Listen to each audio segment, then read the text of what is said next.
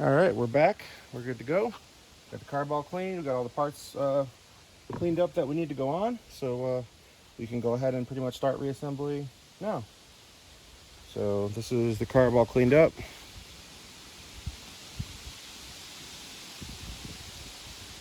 Starting fluid, just parts cleaner, nothing fancy. Went through, cleaned all the inside, cleaned the jets, cleaned the throttle and the choke flap. Pretty much just go through the whole entire thing. So now we're going to go ahead and put it back on the engine. We're going to take a rag and clean these bolts up real quick, just because we're not cleaning everything else and then putting bolts that are caked in dirt back on.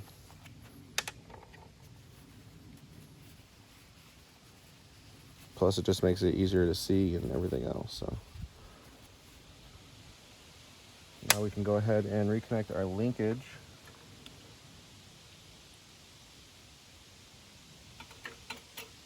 Which is right here. Stick it in.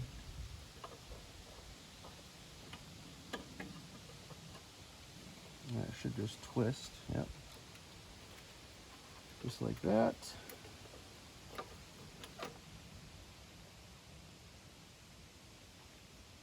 We'll reinstart our fuel line. Go ahead and tighten this back up.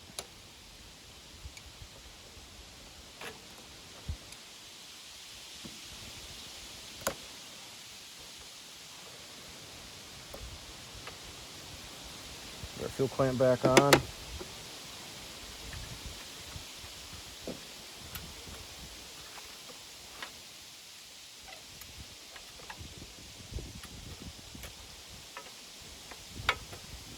We're going to hand thread this auto choke back in just for now, so it helps hold things in place a little bit like that. Take our bolts, very carefully put them back in. This is all stuff people can do, anyone can do. I went to school for computers. This is pretty much what I ended up doing instead. Also, see, we're gonna have to have this lever off so we can get to that. Not a big deal. But I didn't go to school for engines. I didn't go to school for auto mechanics or anything of that sort. So it really doesn't take a degree to do this stuff. You can pretty much watch some YouTube videos, and if you're able to follow simple directions, instructions, people pretty much will lay everything out just like this video will show you pretty much how to take the whole thing apart and put the whole thing back together. And YouTube's free. Like, there's no cost for that. Like, there's so much stuff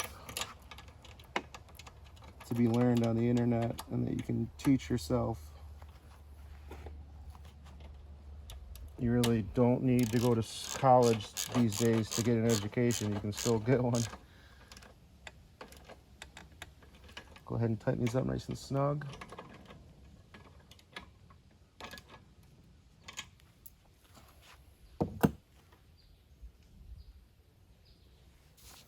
Now we can put our auto choke back on, which is this right here with the 1/4 bolt.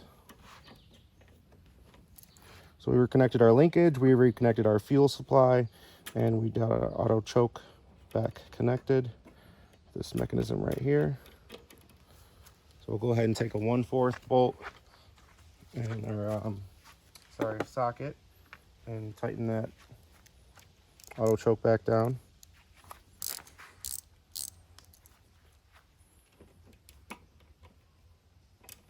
It's just plastic, so you don't want to go crazy on it.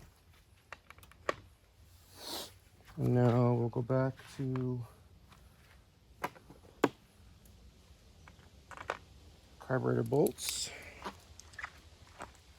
and the plastic housing that it sits in. So we got this all cleaned up.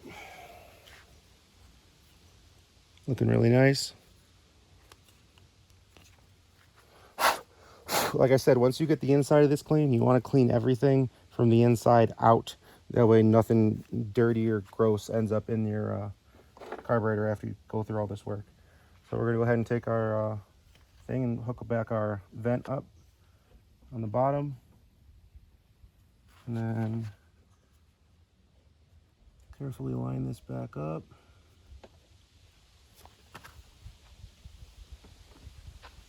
We're going to put our bracket bolt in first, just to kind of hold it.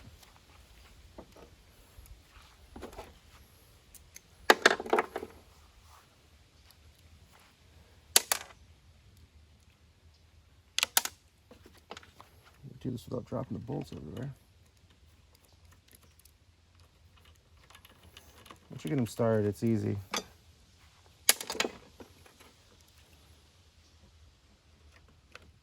If you got big hands like I do, these small little bolts are kind of a challenge sometimes.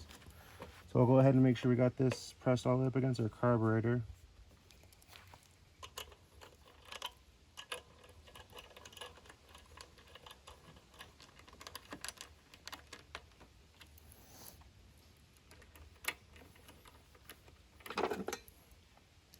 And we'll tighten everything down.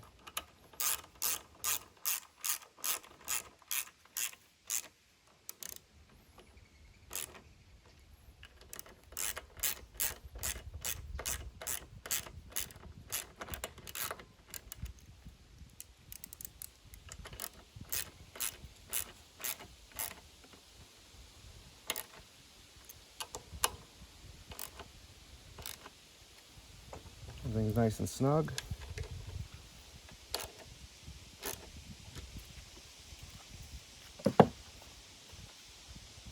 Tried to bash my face off the handlebar again. That kind of hurt. Go ahead and tap this air filter out.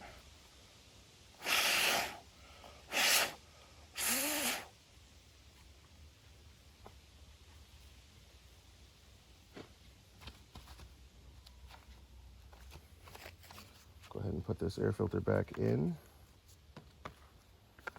Put the clean cover back on.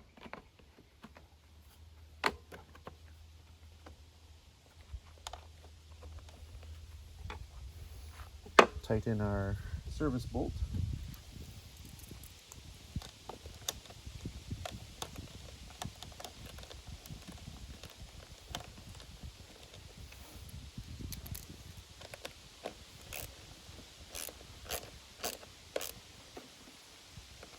Air filter is nice and snug on there. Now we can go ahead and put some fresh gas in it.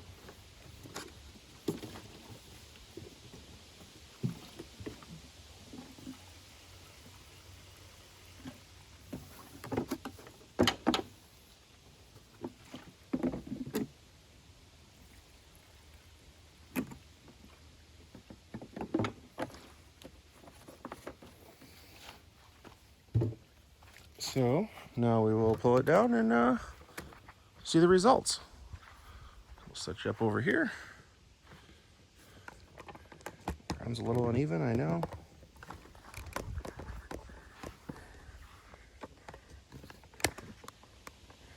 That's a little better. All right, let's see if we changed anything, right? See if it works.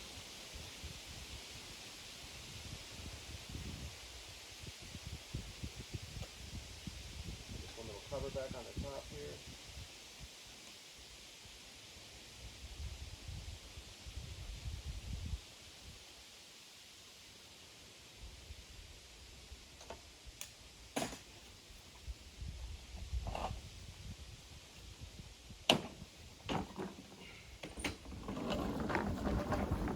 All right. It might take a pull or two to get the fuel through the carburetor.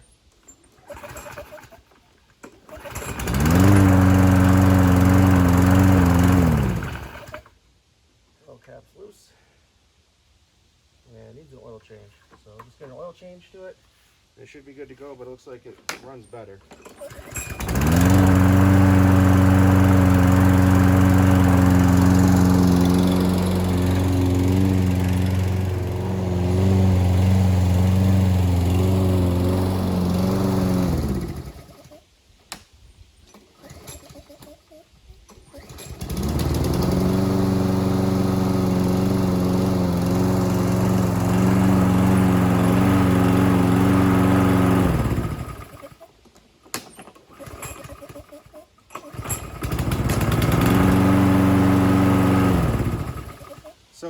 starting on the second pull, which more or less means the spark plug probably just needs to be replaced.